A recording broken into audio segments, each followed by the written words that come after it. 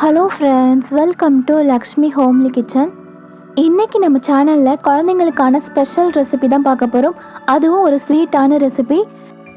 இதை நம்ம ஒரு ஸ்நாக்ஸாகவும் சாப்பிட்லாம், ஹெல்த்தியான ஒரு பிரேக்ஃபாஸ்ட்டாகவும் நம்ம எடுத்துக்கலாம்.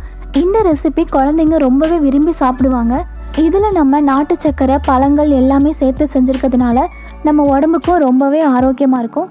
இந்த ஹெல்த்தியான ரெசிபி எப்படி செய்யலான்னு வாங்க வீடியோக்குள்ளே போய் பார்க்கலாம். வீடியோக்குள்ளே போகிறதுக்கு முன்னாடி நீங்கள் நம்ம சேனலை ஃபர்ஸ்ட் டைம் பார்க்குறதா இருந்தால் மறக்காமல் சப்ஸ்கிரைப் பண்ணிக்கோங்க. பக்கத்தில் உள்ள பெல் ஐக்கானையும் கிளிக் பண்ணி ஆல் ஆப்ஷனையும் கொடுத்துக்கோங்க. வாங்க இப்போ நம்ம வீடியோக்குள்ளே போகலாம். ஃபர்ஸ்ட் நம்ம ஒரு மிக்சிங் பவுல் எடுத்துக்கலாம். அதில் 1 கப் அளவுக்கு கோதுமை மாவு வச்சுருக்கேன், அதை சேர்த்துக்கிறேன். இது கூடவே ஒரு 1/4 கப் அளவுக்கு நாட்டு சக்கரை வச்சுருக்கேன், அதையும் சேர்த்துக்கலாம். கொஞ்சமாக உப்பு சேர்த்துக்கிறேன். ஒரு 2 டேபிள் ஸ்பூன் அளவுக்கு காய்ச்சி ஆற வச்ச பால் வச்சுருக்கேன், அதை சேர்த்துக்கிறேன். பால் சேர்க்கும்போது நல்லா சாஃப்டாக வரும். இது கூடவே 1 டேபிள் ஸ்பூன் அளவுக்கு நெய் சேர்த்துக்கலாம். நம்ம நெய்க்கு பதிலாக ஆயில் கூட சேர்த்துக்கலாம். இதை நம்ம நல்லா மிக்ஸ் பண்ணிக்கலாம். இது நல்லா மிக்ஸ் பண்ணதுக்கப்புறமா நான் கொஞ்சமாக பால் சேர்த்து சப்பாத்தி மாவு பாத்துக்கு பிசைஞ்சு எடுத்துக்க போகிறேன். அதிகமாக நம்ம பால் சேர்க்காம ஒவ்வொரு டேபிள் ஸ்பூனாக சேர்த்து இதை பிசைஞ்சு எடுத்துக்கலாம். நம்ம சர்க்கரை சேர்த்துருக்கிறதுனால இது அதிகமாக பால் தேவைப்படாது. கொஞ்சம் கொஞ்சமாக சேர்த்து நீங்கள் பிசைஞ்சு எடுத்துக்கோங்க. நம்ம பாலுக்கு பதிலாக தண்ணி கூட சேர்த்து பிசைஞ்சு எடுத்துக்கலாம். இப்போ நம்ம நல்லா சப்பாத்தி மாவு பாத்துக்கு பிசைஞ்சு எடுத்துட்டோம். இனி செய்ய ஆரம்பிச்சிடலாம். இப்போ நம்ம இந்த மாவை நம்ம தேய்ச்சி எடுத்துக்கலாம். அதுக்காக ஒரு சப்பாத்தி பலகையில் கொஞ்சமாக கோதுமை மாவு சேர்த்துக்கிறேன். இதுக்கு மேலே நம்ம ரெடி பண்ணி வச்சுருக்க மாவு உருண்டையை சேர்த்துக்கலாம். இதை நம்ம நல்ல ஒரு பெரிய சைஸாக தேய்ச்சி எடுத்துக்கலாம். இதை நம்ம தேய்ச்சி எடுக்கும்போது கொஞ்சமாக மேலே மாவு சேர்த்தே தேய்ச்சிக்கலாம். அப்போ தான் நமக்கு ஒட்டாமல் நல்லா தனியாக வரும். இப்போ நான் கொஞ்சமாக மாவு சேர்த்து இதை நல்லா தேய்ச்சி எடுத்துக்கிறேன். இதை நம்ம பெரிய சைஸில் தேய்ச்சி எடுத்ததுக்கப்புறமா அதை ஒரு நார்மல் ரவுண்ட் ஷேப்பில் நான் கட் பண்ணி எடுத்துக்கிறேன்.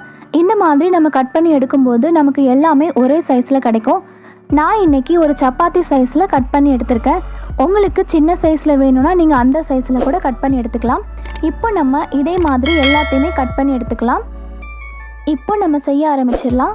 அதுக்கு ஃபஸ்ட்டு நம்ம ஒரு சப்பாத்தி மாவு எடுத்துகிட்டு இதோட சென்டரில் நான் சின்னதாக கட் பண்ணி வச்சுருக்க வாழைப்பழம் வச்சுருக்கேன், அதை சேர்த்துக்கிறேன். நம்ம வாழைப்பழத்துக்கு பதிலாக எந்த பழம் வேணாலும் சேர்த்துக்கலாம். நம்ம குழந்தைங்களுக்கு என்ன ஃப்ரூட்ஸ் ரொம்ப பிடிக்குமோ அது எல்லாமே நம்ம சேர்த்துக்கலாம்.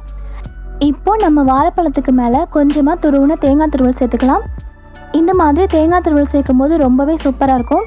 கடைசியாக கொஞ்சமாக நாட்டு சக்கரை இதுக்கு மேலே நான் சேர்த்துக்கிறேன்.